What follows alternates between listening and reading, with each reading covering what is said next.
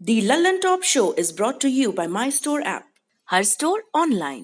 Cooker की अगली सीटी से पहले ना ये ढाबा ऑनलाइन कर देना है।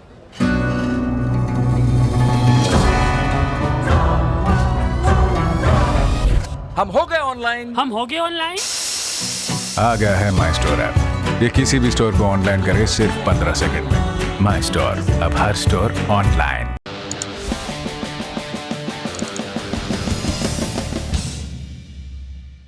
नमस्कार, सौरभ द्विवेदी नाम है हमारा और आप देखना शुरू कर चुके हैं लल्लन टॉप शो। उत्तराखंड के चमोली में प्रलय के कुछ दृश्य आपको लगातार दिख रहे होंगे। इसे लेकर हमारी प्रतिक्रियाएं दुख और आश्चर्य की रहीं। देश ने केदारनाथ की त्रासदी को भी याद किया।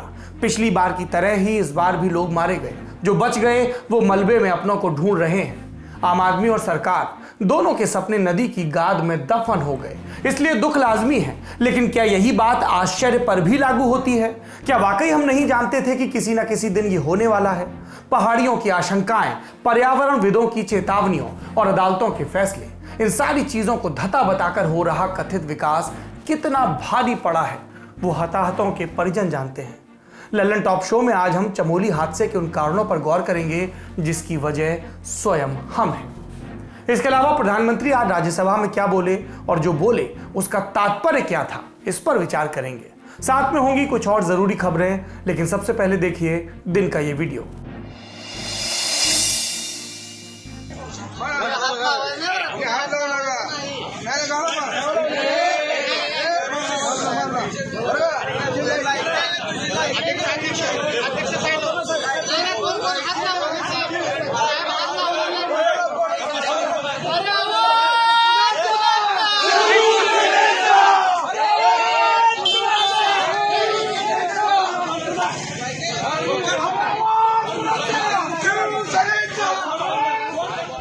ये वीडियो महाराष्ट्र के पंढरपुर का है। महाराष्ट्र का सबसे बड़ा तीर्थ विट्ठल रुक्मिणी मंदिर यहीं पर है।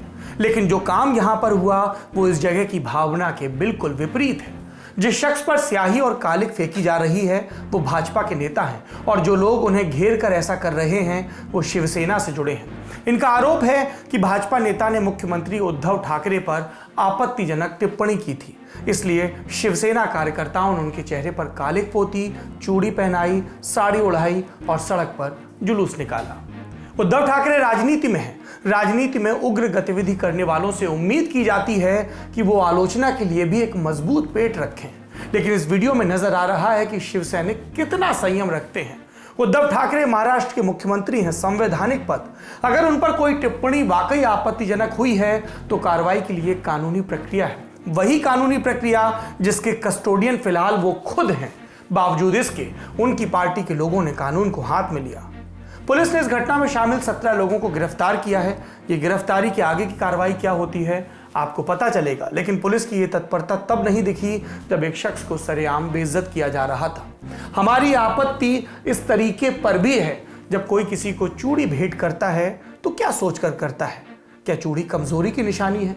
क्या ये चूड़ी भेंट करते वक्त उन्हें इस देश की उन तमाम स्त्रियों का ख्याल आता है जो पूरी गरिमा के साथ अपने श्रृंगार के हिस्से के तौर पर इस चूड़ी को पहनती हैं और जो हमारी सभ्यता की सबसे मजबूत कड़ी हैं? विचार करिएगा आप, हमारी भाषा में, हमारे तौर तरीकों में किस कदर लैंगिक भेदभाव रहता है। अब बढ़ते हैं दिन की सुर्खियों की तरफ। पहली सुर्खी राज्यसभा से। प्रधानमंत्री नरेंद्र मोदी ने आज राज्यसभा में राष्ट्रपति के अभिभाषण पर धन्यवाद प्रस्ताव की चर्चा का जवाब दिया। प्रधानमंत्री ने भारत को मदर ऑफ डेमोक्रेसी बताते हुए कहा कि हमें दुनिया से लोकतंत्र सीखने की जरूरत नहीं है। हमारा लोकतंत्र किसी भी मायने में वेस्टर्न इंस्टीट्यूशन नहीं है, ये एक ह्यूमन इंस्टीट्यूशन है।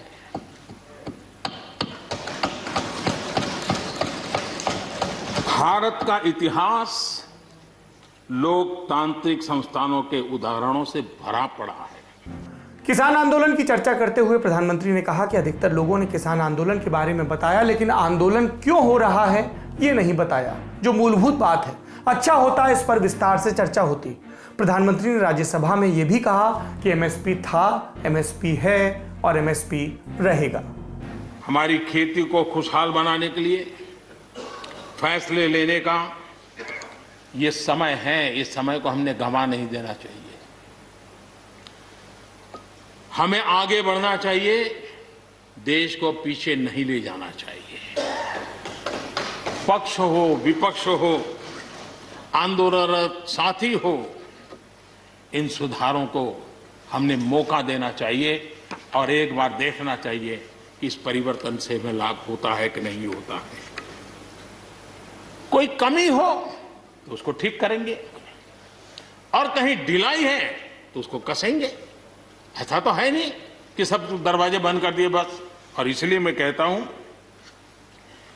मैं विश्वास दिलाता हूं कि मंडियां अधिक आधुनिक बने, अधिक प्रतिस्पर्धी होगी।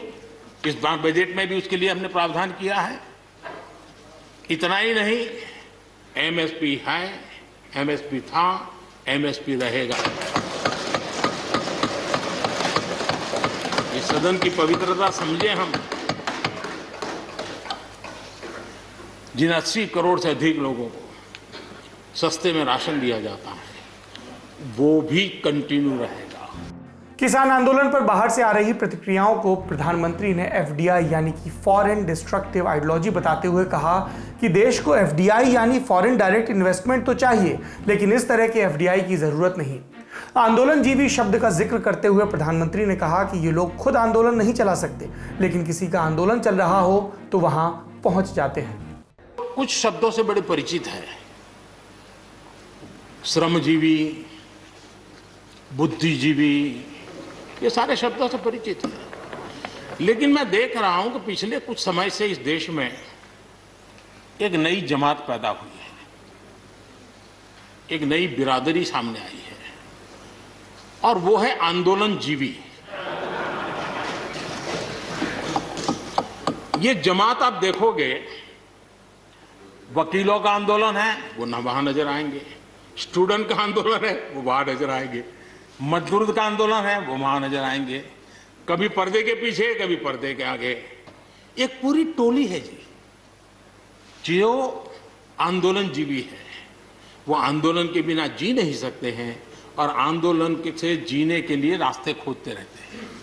हमें ऐसे लोगों को पहचानना होगा कि वो जो सब जगह पे पहुंच करके और बड़ा आइडियोलॉजिकल स्टैंड दे देते हैं, गुमराह कर देते हैं, नए नए तरीके बता देते हैं। देश आंदोलनजीवी लोगों से बचे, इसके लिए हम सबको, और ये उनकी ताकत है। उनका क्या है, खुद खड़ा नहीं कर सकते चीजें, किसी की चल रही तो जाके बैठ जाते हैं। वो अपना जो जितने दिन चले चल जाता है उनका। ऐसे लोगों को पहचानने की बहुत आवश्यकता है। ये सारे आंदोलनजीवी परजीवी होते हैं।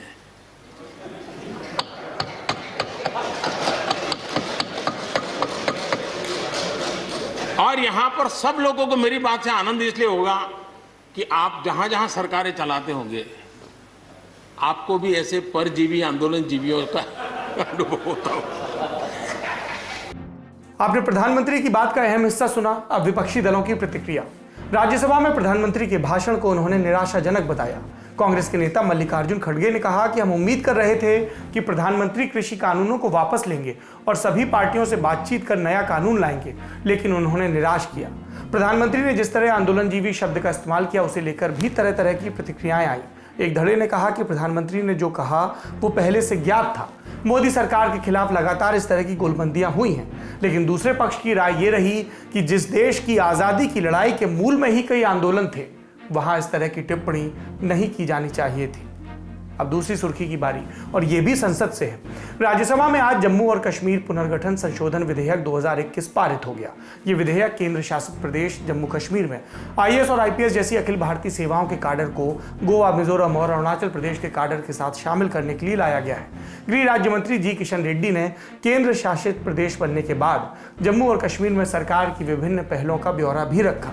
इस चर्चा के दौरान कांग्रेस नेता गुलाम नबी आजाद ने जम्मू कश्मीर को फिर से पूर्ण राज्य दर्जा दिए जाने की मांग की। विधेयक पास होने के बाद राज्यसभा को कल तक के लिए स्थगित कर दिया गया।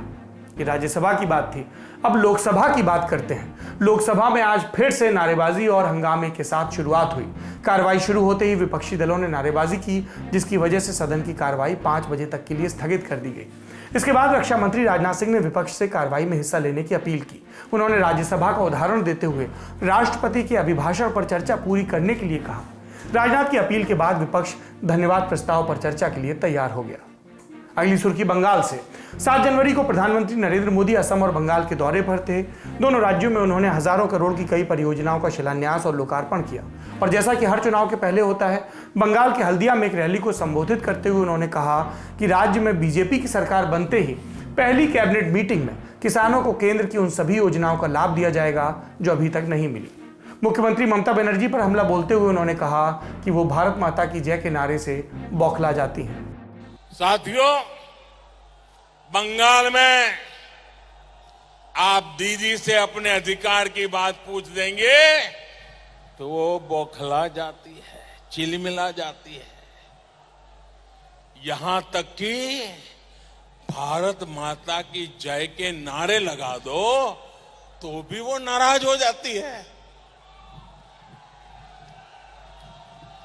लेकिन देश के खिलाफ बोलने वाले कितना भी जहर उगल दे, दीदी को गुस्सा ही नहीं आता है। प्रधानमंत्री ने इससे पहले असम के ढेकियाजुली में भी एक रैली को संबोधित किया, जहां उन्होंने कहा कि हमारे देश के खिलाफ साजिश करने वाले इस स्तर तक पहुंच गए हैं कि वो भारत की पहचान के साथ जुड़ी चाय को बदनाम करना चाहते हैं। पीएम मोदी ने कहा कि भारत की चाय पर किए जा रहे इन हमलों में इतनी ताकत नहीं है कि वे हमारे चाय बागान में काम करने वालों का मुकाबला कर सकें। इस बयान के बाद कई तरह की दिलचस्प प्रतिक्रियाएं भी आईं। किसी ने कहा कि कुछ दिनों में तमिलनाडु में चुनाव है, ऐसा ना हो कि इडली और डोसा भी खतरे में आ जाए। ये थी सुर्खियां और उन पर आई प्रतिक्रियाएं। अब बढ़ते हैं दिन की बड़ी खबर की तरफ। वो कहानी याद करिए जिसमें बताया गया कि गंगा धरती पर कैसे आई। राजा सगर ने अश्वमेध यज्ञ का आयोजन किया। यज्ञ पूरा होता तो सगर का प्रताप चारों दिशाओं में होता। देवराज इंद्र को डर लगा। उन्होंने चोरी से अश्वमेध के घोड़े को कपिल मुनि के यहाँ बांध दिया। राजा सगर के बेटों ने घोड़ा पूरी पृथ्वी पर ढूंढा, नहीं मिला।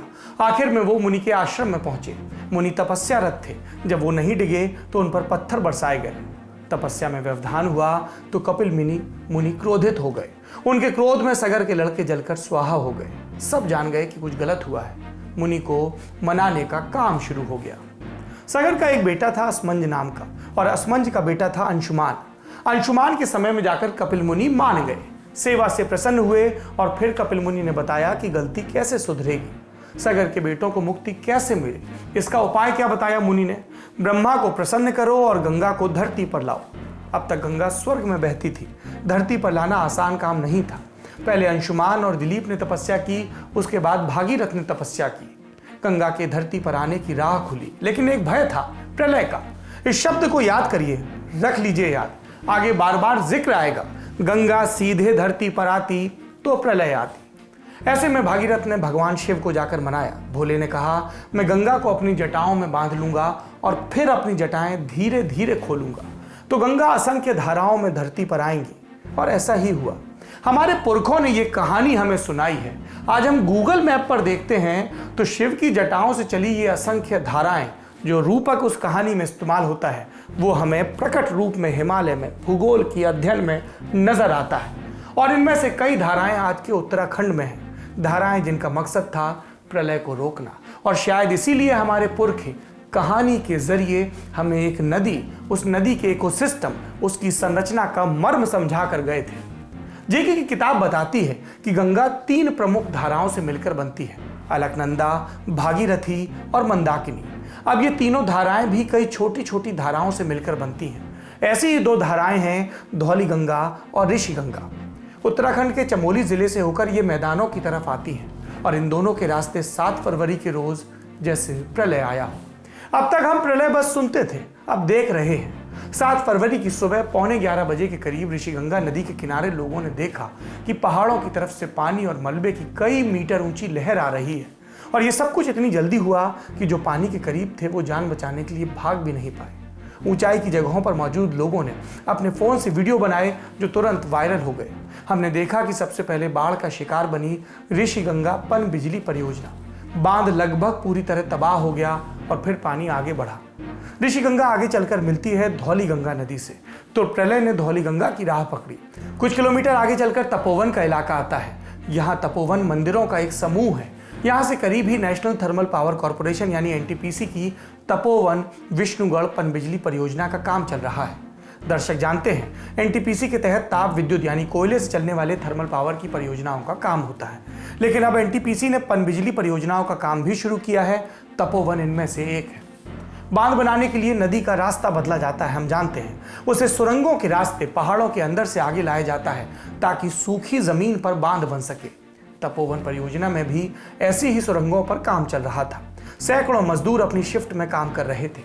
जब ये आपदा, ये प्रलय यहाँ पहुंचा तो गाद, मलबे और पानी से सुरंगों का मुहाना बंद हो गया और मजदूर अंदर फंस गए। ये वीडियो जब वायरल हुए तो प्रशासन राहत और बचाव के काम में लग गया। उत्तराखंड से तिब्बत की सीमा लगती है, इसलिए यहाँ भारत तिब्बत सीमा पुलिस यानी आईटीबीपी की तैनाती भी है। आईटीबीपी के पास पहाड़ों में काम करने का दशकों लंबा अनुभव है, तो ये फोर्स पहाड़ों में होने वाले हादसों के बारे में भी जानती है। तपोवन सुरंग में स्थानीय प्रशासन का हाथ बटाने सबसे पहले आईटीबीपी पहुंची थी। एक तरफ हादसे में लापता लोगों की चिंता, तो दूसरी तरफ वो वीडियो जिसमें आईटीबीपी के जवानों ने दोपहर तक मलबे में फंसे लोगों को निकालना शुरू भी कर दिया था। एक एक मजदूर के बाहर आने की वीडियो को देश ने देखा और आईटीबीपी का शुक्रिया अदा किया। आईटीबीपी के बाद नंबर आता है राष्ट्रीय आपदा मोचन बल यानी कि एनडीआरएफ का।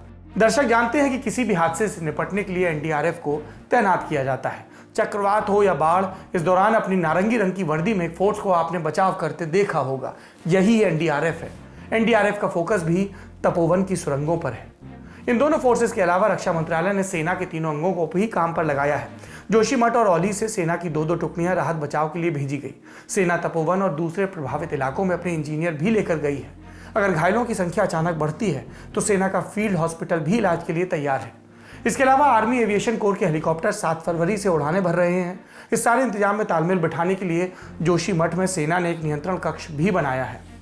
दिल्ली से एनडीआरएफ की टुकड़ियां और राहत बचाव का सामान वायुसेना देहरादून के जॉली ग्रांट एयरपोर्ट तक ले जाती है और वहां से आगे का सफर वायुसेना के चिनूक और MI-17 हेलीकॉप्टर से हो रहा है। नौसेना के मरीन कमांडोज को भी अलर्ट पर रखा गया है। ये तो हुई अपडेट। अब कुछ राजनीतिक मोर्चे की बात।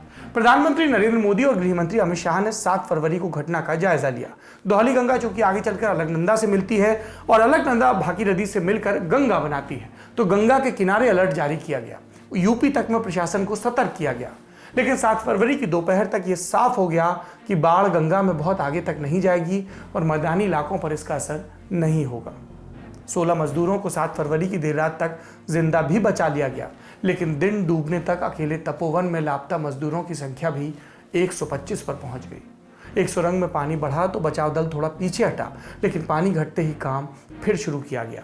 सुनिए इस बारे में एनडीआरएफ के अधिकारियों को। रेस्क्यू ऑपरेशन अभी लगातार जारी है। मेन जो फोकस रेस्क्यू ऑपरेशन का है वो जो बड़ा टनल है जो लगभग 2.5 किलोमीटर का है, उसी पर फोकस है। और सभी टीमें, चाहे वो आईटीबीपी की हो, चाहे एनडीआरएफ की हो, चाहे आर्मी की हो, चाहे एसडीआरएफ की हो, सभी उसी में लगी हुई हैं। टनल में समस्या ये है कि मिट्टी बहुत दलदल और मिट्टी बहुत है, तो मिट्टी को क्लियरिंग की जा रही है और इंजीनियरिंग विंग जो आर्मी का है उसमें उन्होंने अच्छा काम किया है और लगभग 1 किलोमीटर से ज़्यादा क्लियरेंस हो चुका है। और उम्मीद है कि जल्द से जल्द हम लोग उस स्थान तक पहुंच पाएंगे जहां हो सकता है लोग जीवित मिले। इसके बाद आता है 8 फरवरी का दिन। सुबह उत्तराखंड के डीजीपी अशोक कुमार ने प्रेस को बताया कि 3 शव तपोवन से और 7 कर्णप्रयाग के रास्ते में मिले हैं। तपोवन की 2 सुरंगों में से एक में 32 और दूसरे में 121 लोग लापता बताए गए। तो संख्या बढ़ रही थी, तत्परता भी बढ़ रही थी। उत्तराखंड के मुख्यमंत्री त्रिवेंद्र सिंह रावत भी आज मौके पर पहुंचे। सुनिए। देखिए, एनडीआरएफ, आर्मी और एसडीआरएफ तीनों का संयुक्त प्रयास चल रहा है। 130 मीटर पर पहुंच गए हैं और 50 मीटर अभी टी पॉइंट तक पहुंचने में ये अनुमान लगाया जा रहा है कि 2.5-3 घंटे लग सकते हैं। जो हमारे जवान हैं वो काम कर रहे हैं, बहुत जोखिम भरा काम है, लेकिन वो पूरी साहस के साथ कोशिश कर रहे हैं कि जो अंदर जो लोग हैं उनको सुरक्षित बाहर निकाला जाए। मुख्यमंत्री ने यह भी जोड़ा कि सुरंग के अंदर फंसे लोगों से 8 फरवरी की शाम तक संपर्क साध लिया जाएगा। समाचार की तैयारी तक 19 शव बरामद कर लिए गए थे और बचाव का काम पूरी रफ्तार पर था। ये तो हुई बात कि क्या हुआ, अब उन सवालों पर गौर करिए कि क्यों हुआ। आपको 2013 वाली केदारनाथ त्रासदी याद होगी। तब चौराबाड़ी ग्लेशियर के बहने से मंदाकिनी नदी में सैलाब आ गया था। वो आपदा जून के महीने में आई थी, यानी जब ग्लेशियर पिघल रहे होते हैं, नदियां उफान पर होती हैं और बारिश का मौसम होता है। लेकिन कल वाली तबाही फरवरी के मौसम में हुई, जब न बारिश हो रही है न ग्लेशियर तेजी से पिघलना शुरू होते हैं। तो असल में हुआ क्या? क्या बादल फटा, ग्लेशियर लेक फटा या कोई हिमस्खलन हुआ? अभी वैज्ञानिकों को नहीं मालूम कि क्यों अचानक ग्लेशियर से निकलने वाली नदियों में बाढ़ आ गई। कई सारे अनुमान चल रहे हैं। डीआरडीओ की टीम ने ग्लेशियर वाले इलाके का हवाई सर्वे किया है, जिसके बाद डीआरडीओ के वैज्ञानिक डॉक्टर AK सिन्हा का अनुमान है कि ग्लेशियर का कोई लटकता हिस्सा टूट गया, जिसकी वजह से धौलीगंगा नदी में बाढ़ आ गई। आगे के हिस्से में हम बार बार ग्लेशियर शब्द का इस्तेमाल करेंगे, इसे भी सादी भाषा में समझ लेते हैं। पहाड़ों पर गिरती है बर्फ, परतों पर परतों से बर्फ की चट्टानें बनती हैं। ये चट्टानें धीरे धीरे पहाड़ों से नीचे खिसकती हैं। हौले हौले इनसे पानी निकलता है और इसी पानी से आगे चलकर नदियां बनती हैं। अब वापस लौटते हैं मुद्दे पर। एक अनुमान यह है कि ग्लेशियर झील फटने से बाढ़ आई होगी। अब ग्लेशियर की झील क्या होती है? अमूमन ग्लेशियर जहां खत्म होने को होता है वहां एक झील बन जाती है। उत्तराखंड में ऐसी कई झीलें हैं। ग्लेशियर झील की बाउंड्री बड़े पत्थरों या तलछट की बनी होती है। इन झीलों में बड़ी मात्रा में पानी जमा होता है। आमतौर पर ग्लेशियर लेक की बाउंड्री टूटती नहीं है, लेकिन जब टूट जाती है तो जिन नदियों में सिर्फ ग्लेशियर पिघलने से पानी आता था, उनमें बड़ी मात्रा में ग्लेशियर लेक का पानी भी आ जाता है और इससे आती है बाढ़। चमोली में भी ऐसा ही हुआ होगा, ऐसा कयास लगाया जा रहा है। ग्लेशियर झील फटने की भी कई वजहें हो सकती हैं, जिसमें एक हिमस्खलन या अवलांच भी हो सकती है। हिमस्खलन माने जब अचानक ढेर सारी बर्फ पहाड़ी की ढलान से नीचे आ जाए, एक बर्फ का तूफान जो जमीन पर रेंगता है। ऐसा बताया जा रहा है कि चमोली में 2 दिन पहले हिमस्खलन हुआ था और उसी की वजह से ग्लेशियर लेक फटा होगा। वैसे इस बात की पुष्टि फिलहाल नहीं हुई है, क्योंकि कई जानकार ये भी कह रहे हैं कि जिस नंदा देवी ग्लेशियर से सैलाब शुरू हुआ वहां कोई बड़ी झील नहीं थी। अभी पुख्ता जानकारियों को जुटाया जा रहा है। वैज्ञानिकों की टीम पानी का स्तर कम होने के बाद नंदा देवी ग्लेशियर इलाके में जाकर इसकी जांच भी करेगी। ये तो कुदरत की बात हुई। अब इंसानी हाथ की बात करते हैं। फरवरी के महीने में ग्लेशियर की बर्फ बहुत सख्त होती है, इसलिए ग्लेशियर टूटने की आशंका कम मानी जाती है। लेकिन एक बात यह कही जा रही है कि जलवायु परिवर्तन या निर्माण परियोजनाओं से नंदा देवी ग्लेशियर पर असर पड़ा हो सकता है। किस तरह का असर पड़ा होगा, हमने विशेषज्ञों से समझने की कोशिश की। देखिए, ये सर्वविदित है कि जो भी हिमालय या ग्लोबली जितनी भी पर्वत श्रृंखलाएं हैं या ग्लेशियर्स हैं, वो एक अनप्रेसिडेंटेड रेट से रिसीड कर रहे हैं, मतलब मेल्ट कर रहे हैं और पीछे जा रहे हैं। तो इसमें हिमालय भी, ये जो ग्लोबल वार्मिंग सिनेरियो है, इससे अछूता नहीं है और ये उसी का एक संक्रमण काल है जिससे हम लोग गुजर रहे हैं। और हिमालय के सभी ग्लेशियर्स, खासतौर से जो नंदा देवी बायो रिजर्व है, बायोस्फीयर रिजर्व है, इसके भी ग्लेशियर्स जो वाडी इंस्टीट्यूट ने पहले स्टडी किया था, तो देखा लगभग 10% जो ग्लेशियल लैंडस्केप है वो मेल्ट डाउन हो गया 10 सालों के अंदर ही। तो एक काफी फास्ट रेट से रिसीड कर रहे हैं। जब ये ग्लेशियर्स रिसीड करते हैं, जब पीछे जाते हैं, इनके सामने लेक्स बन जाती हैं। इनके जो वैली वॉल्स होते हैं, ग्लेशियर्स की जो वॉल्स होते हैं रॉक्स की, जो वो भी एक्सपोज हो जाती हैं। तो आज जो पिछले दिनों 7 तारीख को जो घटना हुई, उसमें अब तक की एनालिसिस ये सजेस्ट कर रही है कि जो बायोस्फीयर रिजर्व में ऋषिगंगा को फीड करने वाला ग्लेशियर था, उसकी क्राउन के ऊपर एक रॉक एवलांश जनरेट हुआ। वो रॉक एवलांश विंटर्स में इसलिए हो जाते हैं क्योंकि टेम्परेचर जो है रात को फ्रीजिंग हो जाते हैं, -5 डिग्री 6 डिग्री टेम्परेचर आजकल चल रहा था वहां पे, और दिन में वो 5-6 डिग्री 7 डिग्री पॉजिटिव प्लस में हो जाता है, यानी 10 डिग्री का जो टेम्परेचर ग्रेडियंट है, इसकी वजह से ये रॉक्स जो है फ्रीज एंड थॉ एक फिनोमिना होता है कि मतलब फ्रीज करेंगी और एक्सपैंड करेंगी। इसकी वजह से काफी टूट जाते हैं ये बड़े बड़े रॉक्स। एक मेजर रॉक एवलांश जनरेट हो गया ऋषिगंगा के फीडर ग्लेशियर के ऊपर, और वो रॉक एवलांश करीब 0.2 स्क्वायर किलोमीटर बड़ा था और वो टूट करके ग्लेशियल बॉडी के ऊपर आया। और ग्लेशियल बॉडी जो है मेल्ट जनरेट करती है उसके बाद में, क्योंकि रॉक्स जो है वो एक प्रेशर्स के साथ में नीचे आते हैं। और वो मेल्ट वाटर और रॉक डेब्री लेकर के पूरा, क्योंकि वो सिस्टम बहुत ही हाई ग्रेडियंट जोन है हिमालय का, वहां की जो भी रिवर सिस्टम्स हैं वो 15 से 20 मीटर पर किलोमीटर का उनका ग्रेडियंट है। नंदा देवी ग्लेशियर से सैलाब निकला तो ऋषिगंगा में बाढ़ आ गई। ऋषिगंगा पर ही हाइड्रो पावर प्रोजेक्ट बना है। ये प्रोजेक्ट 13.2 मेगावाट का है। पिछले जून से यहाँ बिजली बनाई जा रही है और इसे कुंदन ग्रुप नाम की कंपनी चलाती है। इस प्रोजेक्ट के पास ही रैणी नाम का गांव है। बांध और इस प्रोजेक्ट को लेकर पर्यावरणविद लंबे वक्त से आगाह कर रहे हैं। यहाँ के गांव के लोग प्रदर्शन भी करते रहे हैं। 2019 में रैणी गांव के कुंदन सिंह नाम के व्यक्ति ने उत्तराखंड हाईकोर्ट में PIL भी दायर की थी। इसमें कहा था कि ऋषिगंगा प्रोजेक्ट बहुत बड़ी त्रासदी बन सकता है।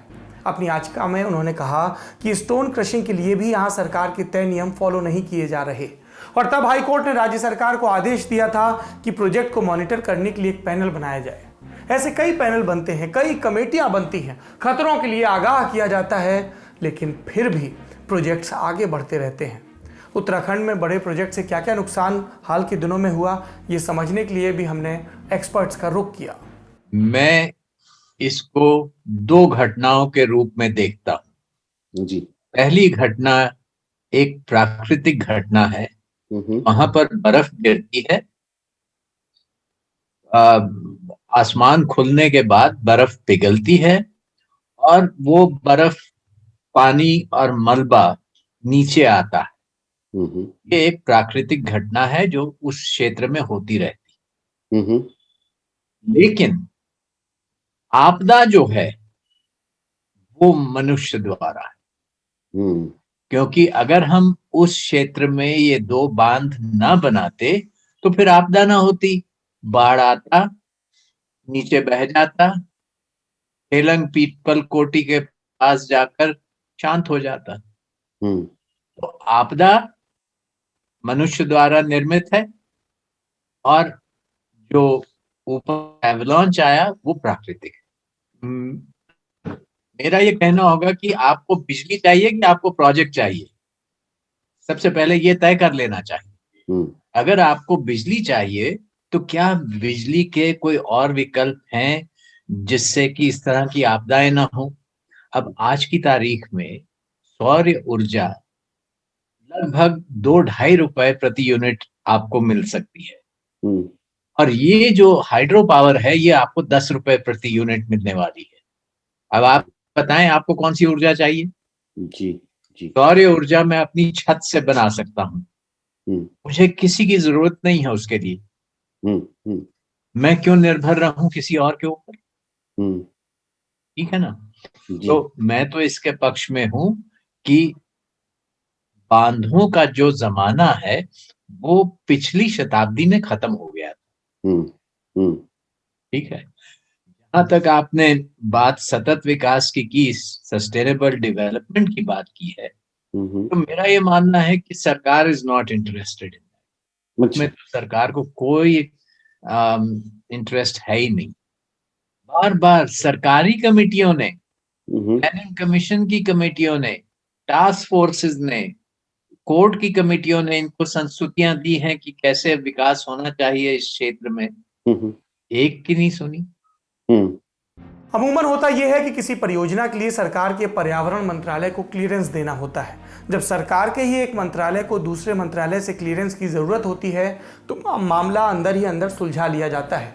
और ये कैसे होता है, इसकी बड़ी मिसाल है उत्तराखंड का 4 धाम प्रोजेक्ट। 2016 के दिसंबर महीने में प्रधानमंत्री मोदी ने 4 धाम योजना का शिलान्यास किया। तब प्रधानमंत्री ने इसे 2013 की आपदा में जान गंवाने वालों को समर्पित किया था। 4 धाम परियोजना गंगोत्री, यमुनोत्री, बद्रीनाथ और केदारनाथ को हाईवे से जोड़ने वाली परियोजना है, जिसमें करीब 900 किलोमीटर हाईवे बनाया जा रहा है। कुल 12,000 करोड़ की ये परियोजना है। आमतौर पर इतनी बड़ी हाईवे योजना के लिए पर्यावरण मंत्रालय से क्लियरेंस लेनी होती है और ये क्लियरेंस मिलने पर ही योजना शुरू हो सकती है। लेकिन सरकार ने इस अवरोध में सुराख निकाल दिया। सड़क परिवहन और राजमार्ग मंत्रालय की वेबसाइट पर 4 धाम योजना के बारे में जो जानकारी मिलती है उसके मुताबिक ये 53 सिविल वर्क्स हैं। यानी सरकार ने बड़ी चालाकी से 889 किलोमीटर के हाईवे प्रोजेक्ट को 100 किलोमीटर से कम के 53 अलग अलग छोटे प्रोजेक्ट्स में बांट दिया। पर्यावरण मंत्रालय का एक पुराना सर्कुलर कहता है कि 100 किलोमीटर से कम की सड़क योजनाओं को एनवायरमेंट इम्पैक्ट असेसमेंट यानी पर्यावरण पर प्रभाव के मूल्यांकन वाला क्लियरेंस नहीं चाहिए, और सरकार को इसी में सारे झंझट का सूत्र मिल गया और पूरे रोड प्रोजेक्ट को 53 हिस्सों में बांटने के बाद जब कोई भी 100 किलोमीटर से बड़ा नहीं रहा तो क्लियरेंस की जरूरत नहीं। तो आपने देखा पर्यावरण मंत्रालय का नियम और उस नियम में लूप होल क्या है। ऐसा कमजोर नियम कि सड़क मंत्रालय के प्रोजेक्ट को पर्यावरण की चिंता ही ना करनी पड़े। लेकिन कोर्ट का मामला अभी बचा है। 2018 में पर्यावरण पर काम करने वाले एक एनजीओ ने पहले एनजीटी में और फिर सुप्रीम कोर्ट में इस मामले को लेकर याचिका दायर की। सुप्रीम कोर्ट ने अगस्त 2019 में पर्यावरण मंत्रालय को आदेश दिया कि एक हाई पावर कमेटी बनाए। इस कमेटी को प्रोजेक्ट से पर्यावरण को होने वाले नुकसान की निष्पक्ष रिपोर्ट देनी थी और नुकसान को कम करने के सुझाव भी। 26 सदस्यों की कमेटी बनाई गई जिसमें ज्यादातर सरकारी अफसर और सरकारी संस्थानों के वैज्ञानिकों को रखा गया। पीपल साइंस इंस्टीट्यूट के डायरेक्टर पर्यावरणविद रवि चोपड़ा को इस कमेटी का चेयरमैन बनाया गया। चोपड़ा इस पर अंतिम रिपोर्ट पेश करते उसके पहले ही दूसरे सदस्यों ने एक दूसरी रिपोर्ट पेश कर दी और कहा कि इस रिपोर्ट के साथ कमेटी का बहुमत है। रिपोर्ट्स को लेकर कमेटी में दरअसल झगड़ा है। सड़क की चौड़ाई को लेकर आधे से ज्यादा सदस्य इस पक्ष में थे कि ये 12 मीटर होनी चाहिए, जबकि चेयरमैन समेत कुछ सदस्य कह रहे थे कि पर्यावरण के लिहाज से चौड़ाई 5.5 मीटर ही रखनी चाहिए। ये झगड़ा सुप्रीम कोर्ट में आया और सारी रिपोर्ट्स में मेरिट देखकर सुप्रीम कोर्ट ने भी सड़क को सक्रिय करने के निर्देश जारी किए। सड़क ज्यादा चौड़ी न करने का तर्क यह है कि इससे पहाड़ ज्यादा काटना पड़ता है। हालांकि ये फैसला जब आया तब तक सड़क का काफी काम हो चुका था और पर्यावरण के जिस नुकसान की चिंता है वो भी हो चुका था। हमें पहाड़ों में सड़कों की जरूरत है, लोगों की सहूलियत की दृष्टि से भी और सुरक्षा की दृष्टि से भी। बिजली की भी जरूरत है। प्रोजेक्ट लगाने होते हैं लेकिन वो किस तरह लगें और किस हद तक लगें ये तय होना ज्यादा जरूरी है। विवादों के बावजूद पर्यावरण मंत्रालय से किसी दूसरे विभाग के प्रोजेक्ट को क्लियरेंस मिल जाता है, कोर्ट का दखल हो तब तक बात आगे बढ़ जाती है। ऐसे में जरूरी है कि जिस पर्यावरण मंत्रालय का काम इस पर्यावरण को बचाने का है, बल्कि यूं कहें कि खुद को बचाने का है, क्योंकि पर्यावरण की तो हम क्या ही फिक्र करें, वो अपना काम ईमानदारी से करता है क्या? अगर करता होता तो हमें हर 3-4 बरस बाद किसी त्रासदी के दौरान लाशें न गिननी पड़ती। कुछ नहीं तो सरकार पूर्व केंद्रीय मंत्री, पूर्व मुख्यमंत्री उमा भारती की ही सुन लेती, जो लगातार इन प्रोजेक्ट्स को लेकर अपनी चिंता सार्वजनिक रूप से जताती रही हैं, और तब भी जब वो नरेंद्र मोदी सरकार में मंत्री थी। इस प्रकरण पर आज इतना ही। हम उम्मीद करते हैं कि सरकारें जागेंगी और स्थानीय लोगों की चिंता, पर्यावरणविदों की चिंता एक तात्कालिक पहल बनकर नहीं रह जाएगी। शो के आखिर में कुछ सकारात्मक बात कर लेते हैं। आज पूरा दिन जैसे शोक का बीता हो इस खबर के चलते। महाराष्ट्र के सोलापुर जिले के रहने वाले शरण गोपीनाथ कांबले ने यूपीएससी सीएपीएफ की परीक्षा में 8वीं रैंक हासिल की। सीएपीएफ की परीक्षा अर्धसैनिक बलों में असिस्टेंट कमांडेंट लेवल की भर्ती के लिए होती है। आप कहेंगे ये कौन सी बड़ी बात है, हर बरस सैकड़ों हजारों प्रतिभागी इस तरह की परीक्षाएं क्लियर करते हैं। लेकिन अब आप जानिए, शरण के माता पिता खेतों में मजदूरी करके और सब्जी बेच के जैसे तैसे घर चलाते हैं। शरण के मुताबिक उन्होंने अपने जीवन में कई ऐसे दिन देखे जब पूरे परिवार को भूखे पेट दिन गुजारना पड़ा। आज उनकी सफलता पर पूरे गांव में खुशी है, और बेटे की सफलता पर जब खेत में काम कर रहे उनके पिता से पूछा गया तो उन्होंने मासूमियत भरे अंदाज में कहा, मुझे नहीं पता कि मेरा बेटा कहाँ तक और क्या पढ़ा है, लेकिन ये पता है कि वो एक मास्टर बन गया है। गोपीनाथ कांबले और उनके परिवार को बधाई, न सिर्फ उनकी सफलता के लिए बल्कि उस जिजीविषा के लिए भी जो उन्होंने दिखाई। हम अक्सर अभावों का रोना रोते हैं, लेकिन ये सारे उदाहरण हमें प्रेरित करते हैं कि हौसला हो तो कुछ भी मुश्किल नहीं। आखिरी में पिछले कुछ रोज के निवेदन को दोहराता हूं। हमने महिलाओं और लड़कियों को ध्यान में रखकर एक नया शो बनाया है। इसका नाम है ऑर्डिनरी शो, क्योंकि महिलाएं ऑर्डिनरी नहीं हैं, वो तमाम ऑड्स को किनारे करके अपनी जिंदगी में मकाम हासिल करती हैं। आप लल्लन टॉप के YouTube चैनल के सब्सक्राइबर हैं, इसीलिए आप ये वीडियो देख रहे हैं। अब आपको हमारा नया YouTube चैनल ऑर्डिनरी भी सब्सक्राइब करना होगा ताकि आप ऑर्डिनरी शो देख सकें। जल्दी आपको इस YouTube चैनल पर और भी लड़कियों और महिलाओं की जिंदगी से जुड़े कई प्रेरक, कई रोचक प्रकरण नजर आएंगे। आज के लिए इतना ही। अपना और अपनों का भरपूर ख्याल रखिए। शुक्रिया, शुभ रात्रि। 23-24 साल की एक लड़की है, पंजाब के एक गांव से है। साधारण से परिवार से ताल्लुक रखती है, एक फैक्ट्री में काम करती है, लेकिन 12 जनवरी से वो करनाल जेल में बंद है। इसी वजह से सोशल मीडिया पर लगातार उस लड़की की रिहाई की मांग चल रही है। उसके नाम का हैशटैग चल रहा है, बड़े नामी लोग ट्वीट कर रहे हैं उसके लिए। एक्टर सिंगर दिलजीत दोसांझ ने भी ट्वीट किया है। और तो और बात दिल्ली पंजाब से होते हुए सीधा अमेरिका तक पहुंच चुकी है। वहां की उपराष्ट्रपति कमला हैरिस की भांजी मीना हैरिस ने तक ट्वीट कर डाला है। हरियाणा पुलिस सवालों के घेरे में। जिस लड़की को लेकर इतनी बातें हो रही हैं उसका नाम है नवदीप कौर। सब कुछ आजमाया और तब मैंने माना कि सिर्फ सच्ची सहेली ही है महिलाओं के उन मुश्किल दिनों की हर समस्या, जैसे कठिन दर्द, अनियमितता, खून की कमी, थकान व कमजोरी जैसी सभी प्रॉब्लम्स के लिए नंबर 1 औषधि एवं टॉनिक। सच्ची सहेली, महिलाओं के लिए सबसे भरोसेमंद औषधि एवं टॉनिक।